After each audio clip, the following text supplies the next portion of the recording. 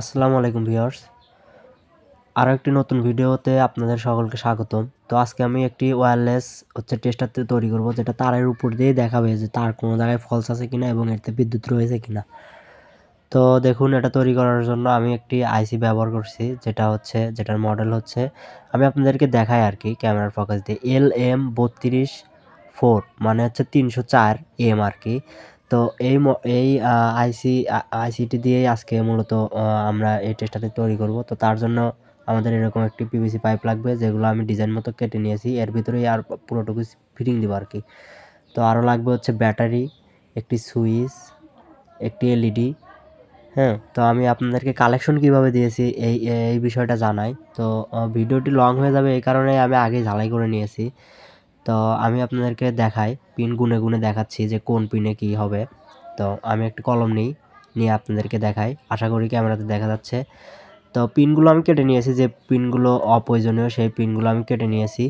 তো দেখুন, আমি গুনতেছি 3, 4 নাম্বার পিনে কি মানে হচ্ছে প্রত্যেকটাই কিন্তু 7টা করে পিন আছে আর কি। প্রথমে দেখুন 7টা করে পিন আছে, তো সর্বমোট আর রয়েছে 14টা পিন।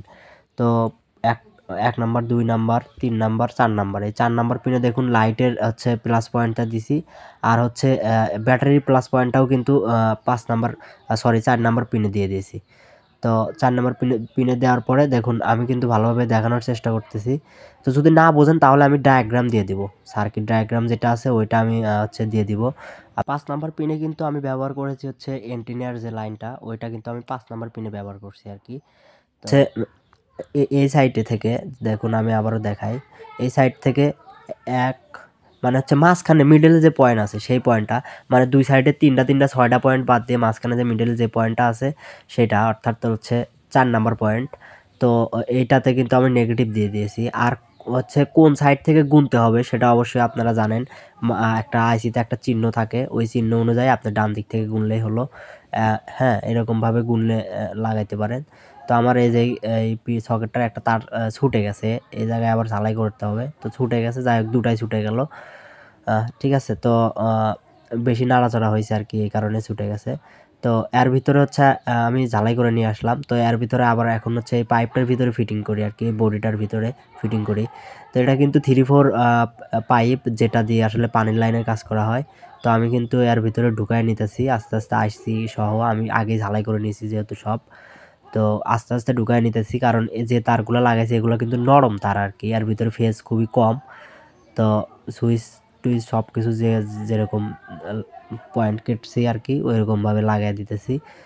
তো ঢুকাই দিলাম। যেহেতু চার্জিং পিনটা সুইচের সাথে লাগার সম্ভাবনা আছে, তাই মাঝখানে আমি একটি টিস্যু পেপার দিয়ে দিলাম, যাতে দুইটা ইয়ার এক না হয়, দুই তার যাতে এক না হয় আর কি, সুইচের পয়েন্টের সাথে যেন চার্জিং পিনের তারটা এক না হয়। ঠিক আছে, তো এই সাইডে কিন্তু দেখুন আইসি আছে, আর নিচে কিন্তু ব্যাটারি পয়েন্ট দেখা যাচ্ছে পজিটিভ। তো ওই পয়েন্টটা আমরা টিস্যু পেপার দিয়ে আবারও ঢেকে দিলাম, বা আপনারা কাগজ দিতে পারেন, টেপ দিতে পারেন। এবার ভিতরে আইসিটা ঢুকায় দিলাম। এখন লাইটটা ফুটা করে নিয়েছি একটা, কিন্তু লাইট যেটা আসলে ইন্ডিকেট করবে যে বিদ্যুৎ আছে কিনা। চাইলে কিন্তু এখানে আপনারা বাজার্স যে আছে ওগুলো ব্যবহার করতে পারেন, 5 ভোল্টের। তো আমার কাছে ছিল না, আমি ব্যবহার করিনি, আর ওটা আমার দরকারও হবে না আর কি, এই কারণে আর ব্যবহার করা হয় নাই। তো যদি কোনোদিন আবার ভালো করে বানালে আবার বাজার্স ব্যবহার করবো, আমার কাছে এই মুহূর্তে নাই আর কি। তো আর একটা তার যে দেখা যাচ্ছে, এই তারটা কিন্তু অ্যান্টিনা আর কি। তো দেখুন পিছনে যে চার্জিং সকেটটা লাগাইছিলাম, চার্জিং সকেটটা আসলে নষ্ট হওয়ার কারণে আমাকে সেটা খুলে ফেলে দিতে হয়েছে। এবং দেখুন, আমি কিন্তু একটা কাভার লাগাই দিছি, আর নিচে কাভারটা লাগাই নাই এই কারণে যে ওই জায়গায় আমাকে চার্জিং পিন সেট আপ করতে হবে। ঠিক আমি দেখাচ্ছি, এরকমভাবে সেট আপ করতে হবে। এটা আসলে সেট আপ করবো না, আমি আর একটা সেট আপ করবো, জাস্ট এটা আপনাদেরকে দেখালাম আর কি।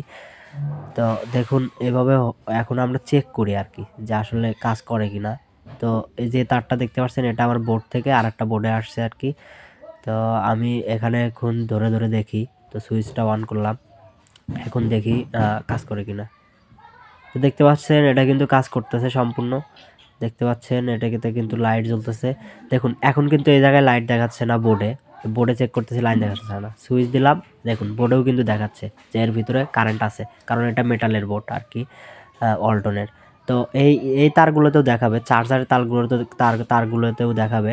কারণ হচ্ছে চার্জারের তারের ভিতরে কিন্তু ডিসি ভোল্টেজ যে চার্জারটা আমি ব্যবহার করতেছি এটা কিন্তু পুরোপুরি হচ্ছে একটা দামি চার্জার না আর কি। তো এর ভিতরে এসি থাকার কারণে কিন্তু চার্জারও শো করেছে ডিসিতে। তো এই ছিল আজকের ভিডিও। ধন্যবাদ সবাইকে। আসসালামু আলাইকুম।